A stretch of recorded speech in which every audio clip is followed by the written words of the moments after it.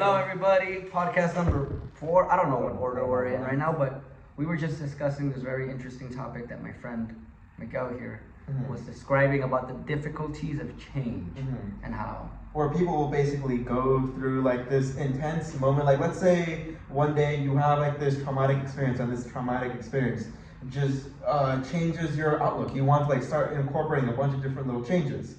And we recently have a friend who was like that. He took some psychedelics like a few months ago, and during that week, I as well. Yeah, but during that week, he was like super motivated to change all of these things. He like was telling us all about it, and now a few months later, we were just talking to him about him again, and it feels like he's gone like backwards more than anything. And I was recognizing that some people just can't, or find it difficult to implement change into their life. I have a different perspective on this because I saw this experience through a different lens. I don't think he's going backwards. I actually believe he's going forward because before he would keep this to himself. That's true. And now he's sharing it with us. At the very least, there's that. But I wanted to tap into this idea because like I also tried those drugs. It was DMT and it was dope, bro. And at the time when I took it, I felt this intense feeling of change. Like I knew I needed to change. I had direction. I knew where to go. My friend knew how to do it, and my third friend knew how to do it. All three of us felt the same way. We were ready for change, and the ingredients were there.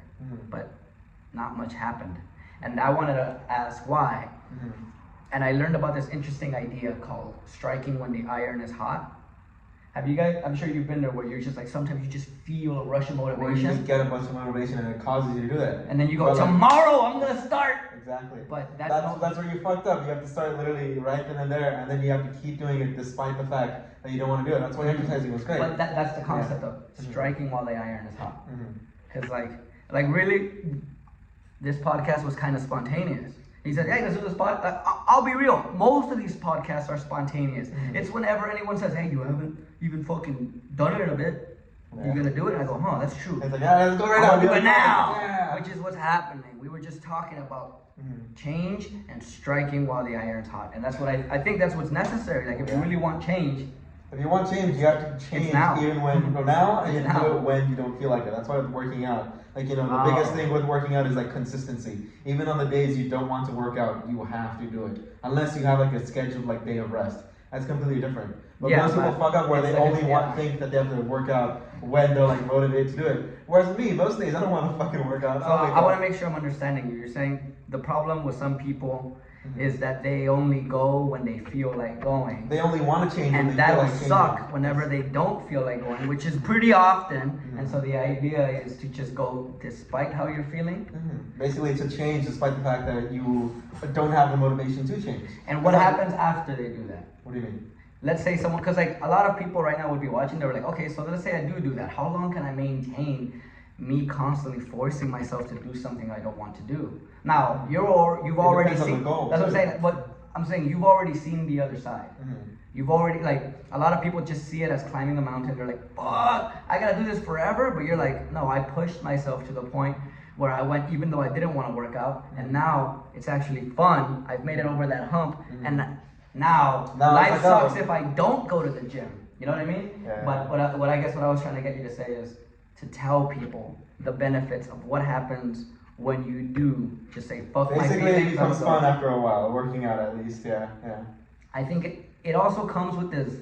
And then coming back to the friend thing, like if he were to like push himself to like start changing, even when he doesn't have the motivation to it, he would recognize that in a few months he'd be like a much happier person. Because the same way with me. I remember like a year or two ago, I was like much more introverted. I didn't really want to talk to people, and I was like stuck in this self-inflicted state of depression. And I was constantly like, oh, when are things gonna change, yada yada yada. So eventually I was like, I'm fucking tired of this. I'm gonna force myself to like start socializing more, to work out more, to do all these things. And then like looking back, I'm recognizing like, oh, I'm a much happier person because of it. And that is the, like you said, the downhill. Like now I'm like at a much better state, whereas before it was all uphill, and now it's still kind of uphill for me because I feel like change is constantly, as like a person, you constantly try to like change and better yourself every day, but it's easier compared to when it used to be.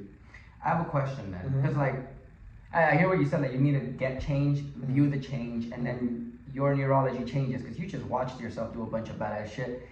What do you tell to someone who, because I've met a lot of these people who are clearly making changes in their life, but despite all the changes and all the wins that they've made, they're only focusing on their losses. They're like, whatever this change is, it isn't enough.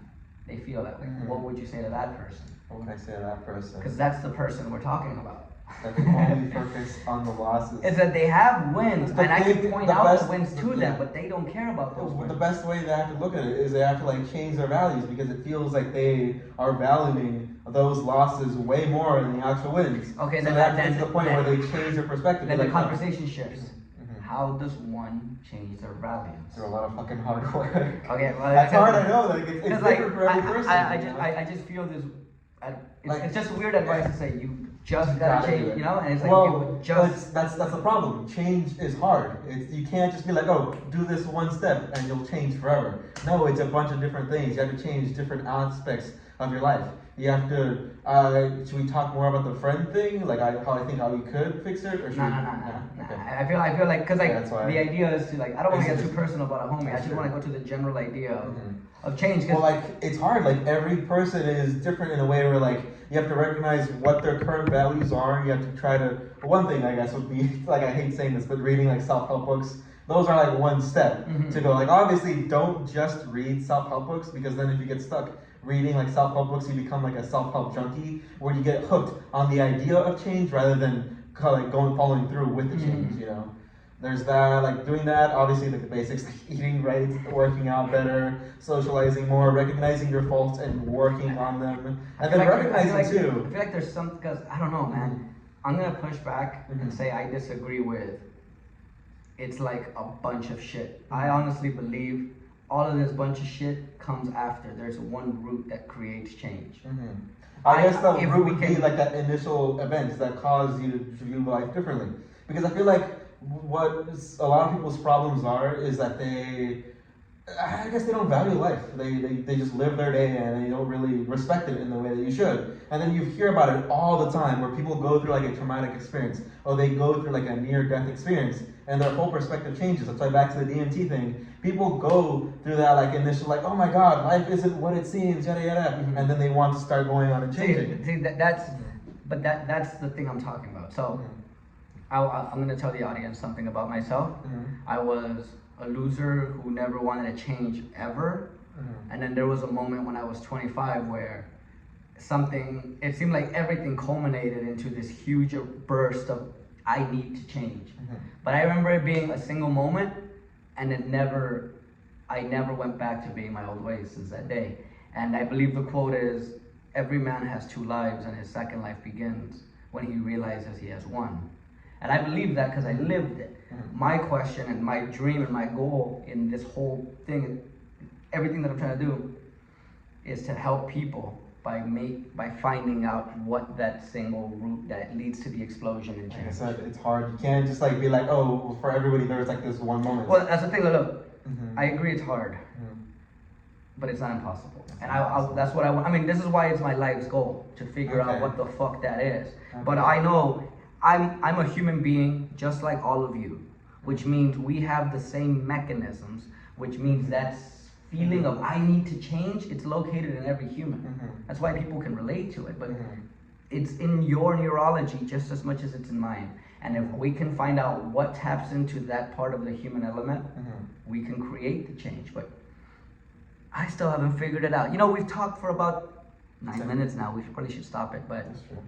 Unless you want to keep going. Nah, I don't want to go past 10. You don't like going past 10? Nah. Okay, then I'll end it at this. I guess if you want to go back to the root, like obviously everybody's is different, but for mine, it wasn't just like one single event. It was like a bunch of different little events, like going through like my couple of schizophrenic episodes, me going through like having like my academic decathlon class, and then realizing that I was like a fucking loser who was like self-inflicting this state of depression onto myself. It wasn't just like one day I woke up and I was like, 30 seconds, we go. Yeah, that's it, yeah, that's all I was Alright, people. It's hard. Change is hard, but you have to recognize that. I love you. Yeah.